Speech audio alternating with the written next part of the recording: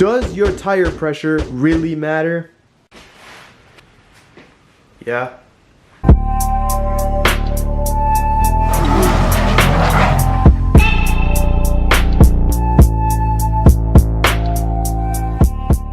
Here's what I did. I inflated the tire that you see here to both 25 psi and 35 psi. And for those who don't know what psi is, that's the unit of measure that we use when we're talking about tire pressure. So psi stands for pounds per square inch.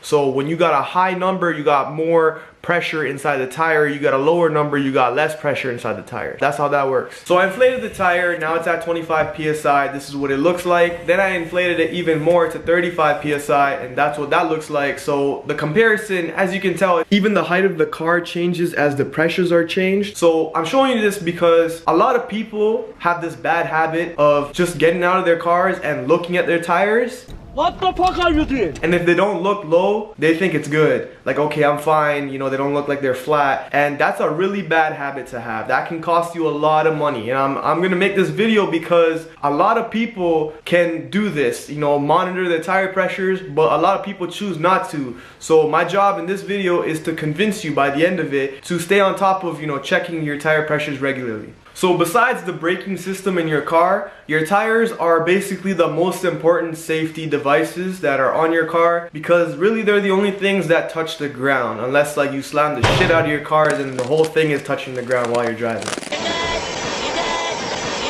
So basically the first thing you want to do is to figure out how much tire pressure your tire actually needs. To do that, you go to your driver's door on your car, or you can find this in the owner's manual as well, but you want to check the driver's door. It's easier because you can just open it and there's a sticker in there. And that sticker is called a tire placard. It has very useful information on it, not just your tire pressures, but you can also find the tire size and all that stuff. But here you can see it has the tire pressure for the front tires, the rears, and you can see they're different, right? So that's good information to know. Now I know, you know, the front tires take 36 psi, the rears take 41, and it also gives you the spare tire pressure. And this is something that a lot of people also forget to do, is to inflate their spare tires. Since it's not really being used as much, the pressure inside tends to drop. And that's something that you want to make sure is topped up. You see it's at 60 psi. Your spare tire is not going to be at 60 psi. So that's why it's good to know this information, so that when you do go out and inflate your tires, that you are doing it to the right tire pressure spec.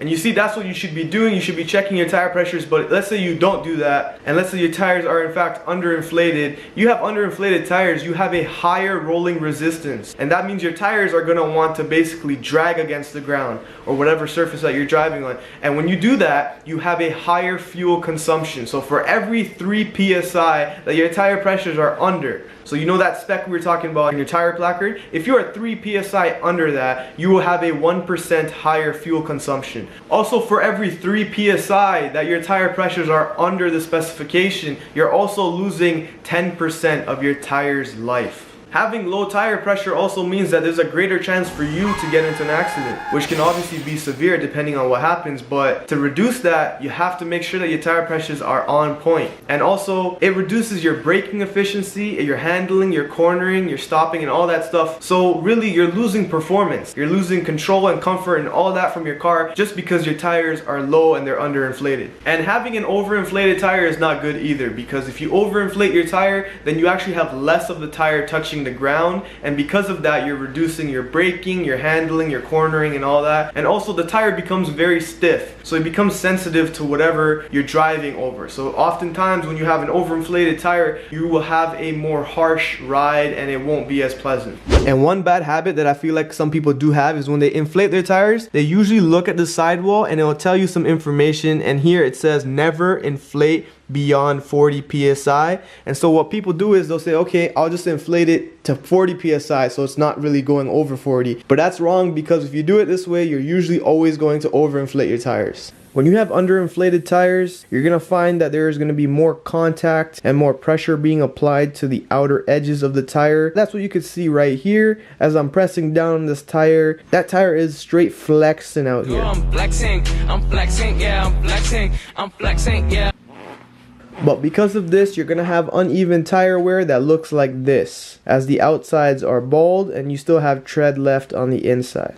When you have an overinflated tire, the opposite happens because the tire is so stiff. The only part of the tire that's really contacting the road is going to be mostly the center of the tire, because it's not going to be able to press down completely against the road surface, so you do get less contact across the whole tire and you get most of the contact on just the middle of it. And that's what this is going to look like. As you can see, it's wearing down more in the middle rather than the edges. And just to put it in perspective, like if you go out and buy tires, an average price, you might end up spending like $600 on a set of 4 tires to get them balanced and installed onto your car. And then if you're not keeping up with your tire pressures, let's say your tire pressures are 10 psi below spec. If you have 10 psi underinflated tires, you are losing 40% of your tire's life. What? If you think about it, 40%, that's a lot. I mean, if your tires are supposed to last 100,000 kilometers, you're losing 40%, that's 40,000 kilometers of tire life that you lose.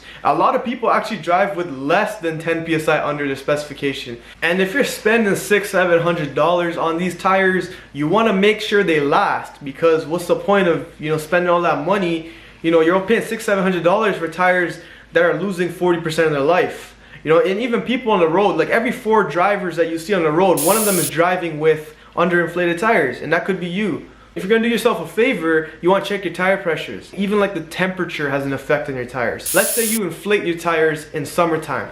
Peak summertime weather, it's nice out, you inflate them to 36 psi and you don't check them up until winter. Let's say they don't develop a leak up until winter, you check your tires, they're still gonna drop, because the weather has a major effect on your tire's pressures. Inside your tire is air. You have heat in the summertime, it's very hot. It actually expands the air inside the tires and that increases the pressure. And then you have winter where it's very cold and the air inside your tire condenses. When it condenses, it actually decreases the pressure, so you have that pressure drop. So even if your tires are not leaking, you still gotta check them, because for every 10 degrees Fahrenheit increase in weather, or let's say you got 5 degrees Celsius, that's 1 psi your tires gain in pressure. So for every 10 degrees Fahrenheit the weather's dropping, or 5 degrees Celsius the weather's dropping, you lose 1 psi in your tires pressures. And again, it's very easy for your tires to go under 8 to 10 psi. That's 40% of your tire's life gone, just because you didn't check your tire pressures.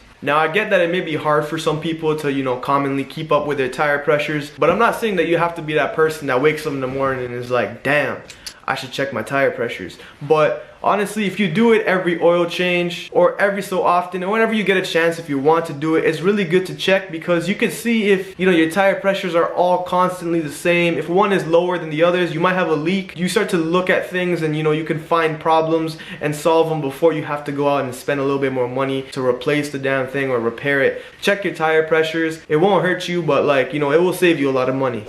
To check your tire pressures, you're going to need a tire pressure gauge, and here you have 2 different ones. The one right here is a digital gauge. It's very easy to read because the numbers will show up on the screen right here.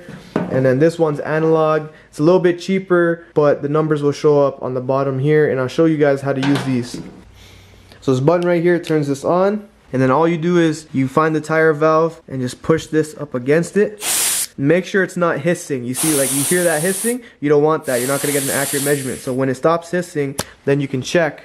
And this right here read about 30 psi, 30.5 to be exact. I should mention that if you're going to check your tire pressures, you want to make sure you check them when your car is cold, meaning if you just drove your car and then you're checking your tire pressures, they might be a little bit higher because of friction. The friction will heat up your tires, and the heat of your tires will expand the air inside of them. And that may expand it by up to 2 or 3 psi, but that's enough to fool people into believing that their tires might be a little bit overinflated. And what people do is they tend to take the air out, and what you're actually doing is you're underinflating your tires, because after your tires are settled and they're cold, they'll actually go back to their normal specification. So if you're going to check your tires like this, just understand that they may be a little bit higher in pressures if you're checking them right after you go for a drive. And with the analog tire pressure gauge, you do the same thing. Make sure it doesn't hiss. And then to read this, after I put this into the tire, this popped out, and now you can see it says in PSI. You follow the numbers up until you can kind of see the last increment, which is just at 30, which makes sense because on the digital gauge it did say 30.5. So that's how you measure your tire pressure using these 2 tools. I'll leave a link in the description for this one. I bought it off Amazon, and honestly you can go to really any store and just pick one up. So that basically wraps this up. I mean, your tires are there to protect you, so it's only fair that you protect your tires. And this is just one of the ways you can do that. There are other ways like wheel alignments and, you know, be on top of your tire rotations. But tire pressures, as you can tell from the video, it's pretty damn important. Thank you for watching this video, and as always, actually hold on. Make sure to like, make sure to